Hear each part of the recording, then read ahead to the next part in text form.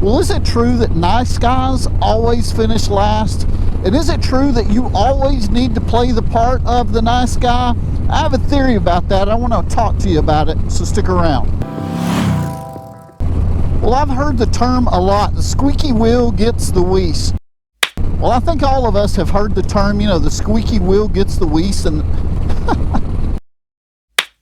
well, I think all of us have heard the term, the squeaky wheel gets the wheeze.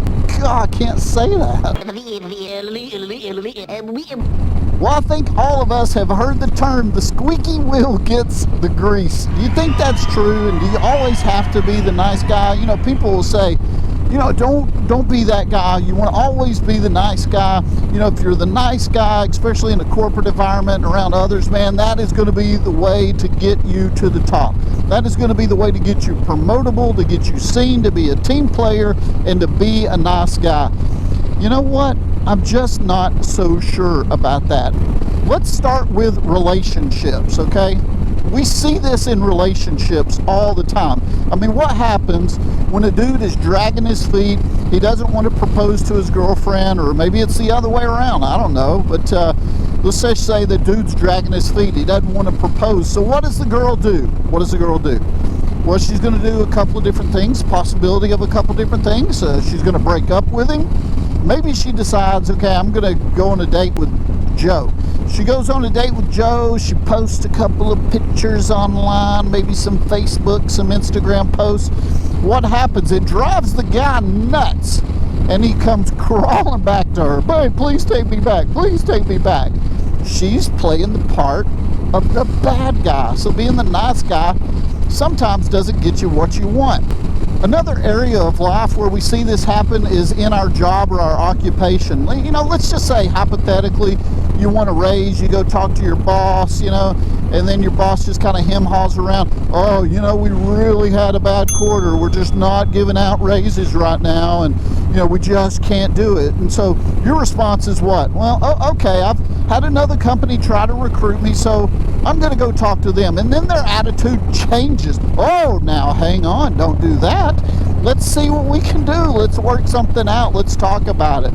And they get what they want. We see it all the time in life. Now, I don't want to paint a bad picture. Here's what I believe, if you want to know. I think you should be the nice guy. You should be the good guy 99.9% of the time. But there are some times in life it's best just to be the bad guy. I'll tell you what, there's this guy by the name of Jordan Peterson. I don't know what his real occupation is. I don't know if he's just a speaker, a philosopher, a college professor, or something like that, but I cannot get enough of this guy. He makes so much sense, some of the stuff that he says.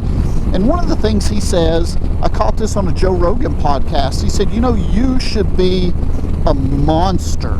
He says that we should be a monster. Now, not the type of monster that's going to go out and wreak havoc and destruction and those type of things, but you should be a monster, that you have the capability to do that, but you keep it under control.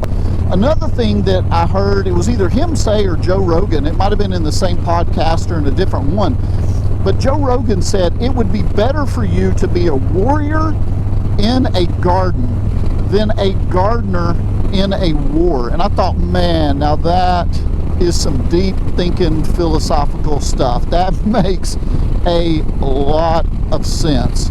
So, for the most part, be a nice guy, but there's sometimes you just got to uncork it and let the monster loose.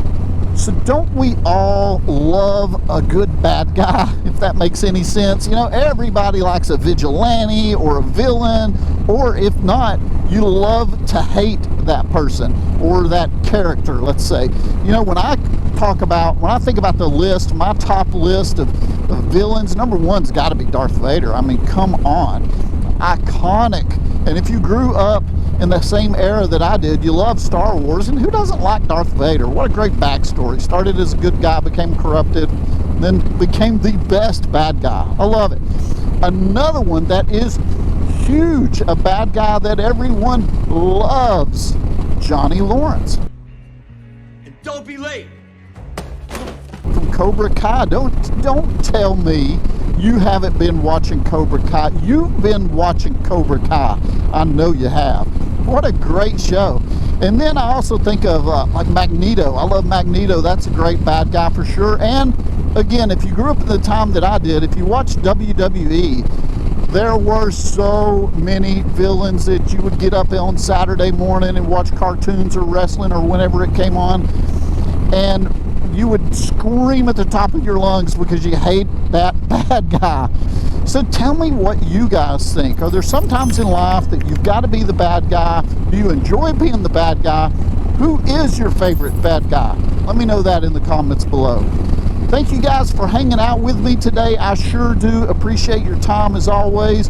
If you'd like another vlog video or maybe a Lowrider ST video, I'll put one up here for you guys to check out.